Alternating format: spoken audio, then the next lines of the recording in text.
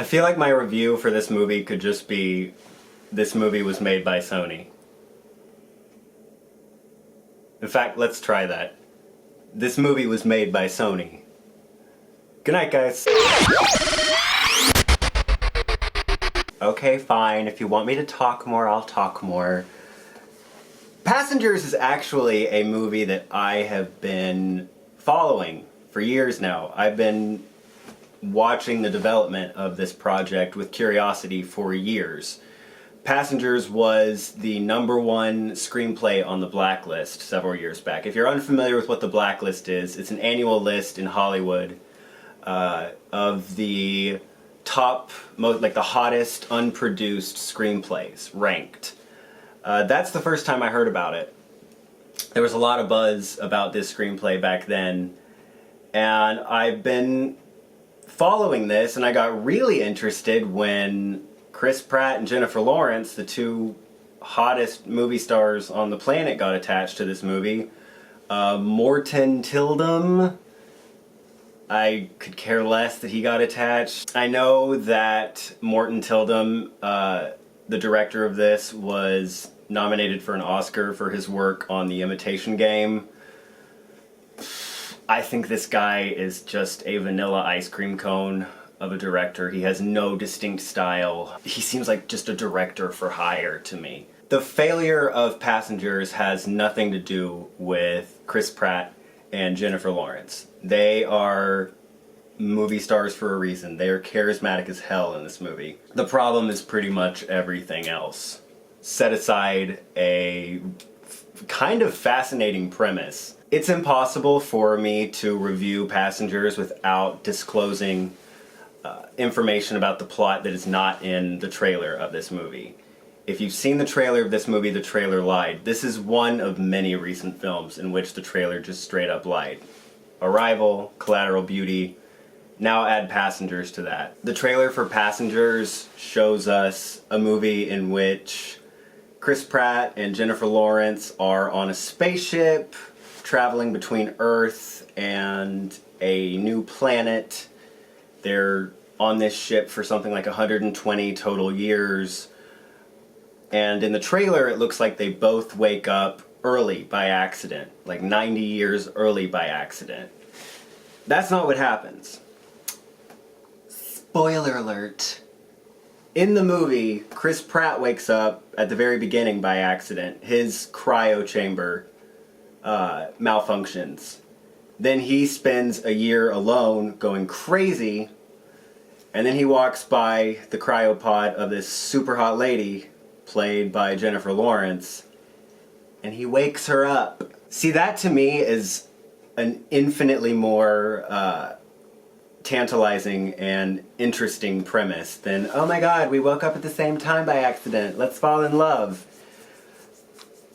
This is a way more interesting premise. This is an interesting premise. It's provocative. It's a horrible, horrible act that this man commits. I mean, it's murder. He murders her. The movie starts by Chris Pratt murdering Jennifer Lawrence, basically. And something really interesting could have been done with this movie. This could have been a really provocative movie about two people and a messed up relationship set on a spaceship. At one point in the development of this movie, Keanu Reeves and Emily Blunt were attached to star, and the movie was going to be made for a total of $30 million.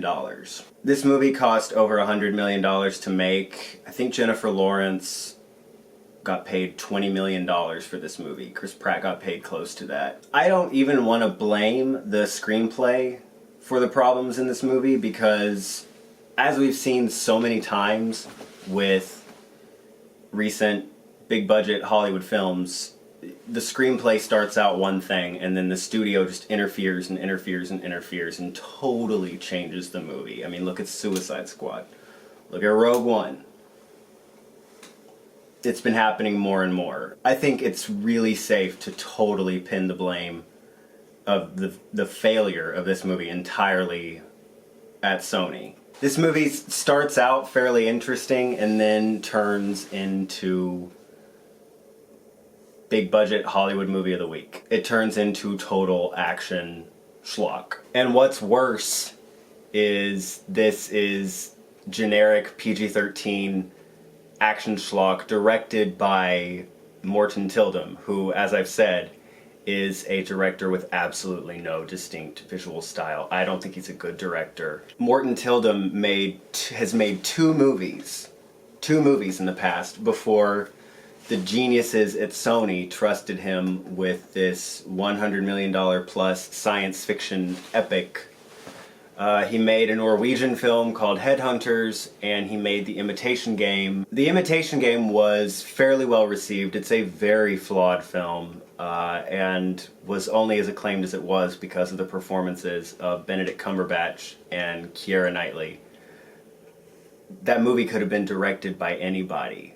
You don't give your huge science fiction movie over to the guy who made that. There is nothing memorable or distinct about any of the visuals in Passengers, which is sad and inexcusable when it's a science fiction film that cost over $100 million to make. Let me amend that slightly. There are exactly two things that are interesting to look at in Passengers. One of them's Chris Pratt, and one of them is Jennifer Lawrence. And the best special effect in the whole movie is Chris Pratt's butt is in this movie. And Sony is desperate for a hit. Emphasis on the word desperate. Sony Pictures Entertainment is desperate for one of their movies to be a hit. They are currently way down at the very bottom of the 7 major movie studios. They hurtin' bad. They screwed up the Spider-Man franchise years ago, which was their only big money maker. Ghostbusters, which was totally mismanaged from day one and should have never been made, was one of the biggest flops of the year. Lost them a ton of money when they desperately needed a hit. It just took them down further. Sony really needed for Passengers to be a big hit too, and I'm sure this movie is not going to be a big hit. This movie's gonna lose money. I didn't hate this movie for like the first third. The stars are so charismatic, and the premise is, it's dark. It's tantalizing. But then the movie just becomes an obvious, desperate attempt to cash in on the success of Gravity and The Martian. It just becomes a stupid, by-the-numbers, PG-13 action movie, and anything provocative about the relationship between these two people is just nipped in the bud. Sony clearly turned this into a crowd-pleasing PG-13 snorefest in an attempt to appeal to a wider audience. And what happens when you try to make a movie for everybody? You make a movie for nobody. The ending of this movie is such a joke, and I'm sure the ending was very different at one point. Andy Garcia, who's like a really big actor, shows up in this movie at the end. He's in one shot. And he doesn't say anything. I'm sure this movie had a ton of rewrites, and this ending it's something completely different from what was in the screenplay, which is why I won't blame this film's failure on the screenplay. I'm sure Sony hacked this movie to pieces. It goes from being kind of provocative and interesting at the beginning to, man, yeah, I mean, the ending of this movie just gives up. It's getting more and more depressing with Sony. Like, it's kind of funny, it's also infuriating and sad. I mean, failure after failure after failure after failure from Sony. I mean, they haven't had, the only hit that they had this year was The Shallows with Blake Lively. It was only a hit because it had such a teeny tiny little budget and it made a little bit of money. And I mean, no one, not even Sony, can fuck up hot lady, pretty much naked, big scary shark, and fight. Not even Sony could fuck that up. Of course it was a hit. That was their only hit this year. And it's infuriating that these people who work there, who make awful, awful creative decisions, god-awful, wretched decisions get to keep their jobs. I swear to God, man, I'm gonna be back in LA in a couple months, probably sometime in February, and I don't know exactly how one goes about trying to work at a studio. It probably helps to know people. I gotta get studio work, man. I like a lobotomized ape would make better decisions than the people at Sony make. I gotta get in on this. I gotta work at a studio. They gotta fire everybody at Sony and hire me.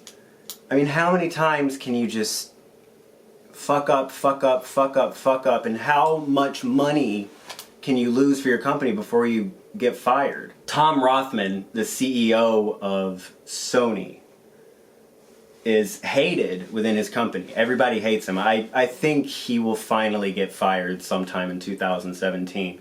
But all the other executives hate him, and it's getting harder and harder for the like Sony's publicity to keep a lid on that. But everyone hates him because apparently he's a nightmare to work with, and he also just has the worst ideas in the world. Just look at Sony's output this year. Tom Rothman used to work for 20th Century Fox, and when he worked at 20th Century Fox, he is the man who is responsible for sewing Deadpool's mouth shut in X-Men Origins Wolverine, if that gives you some impression of how awful this man's ideas are. And he's a CEO. He was a CEO at 20th Century Fox, and now he's a CEO at Sony. It is infuriating. It's kind of gone past being like darkly funny, and now it's just infuriating that these idiots, these morons, get to keep their jobs. When I get back to LA, I'm gonna find studio work. I'm gonna figure it out. If I have to start getting coffee for people, fine. I'll work my way up, but I am sick of these studios making these wretched decisions, and also, and reading how much money they lose, and I'm sick of being poor. You guys, thank you so much as always for tuning into my channel. I appreciate your support so much. If you like what you see, please subscribe, take care, keep in touch, and be well, everybody. Bye-bye!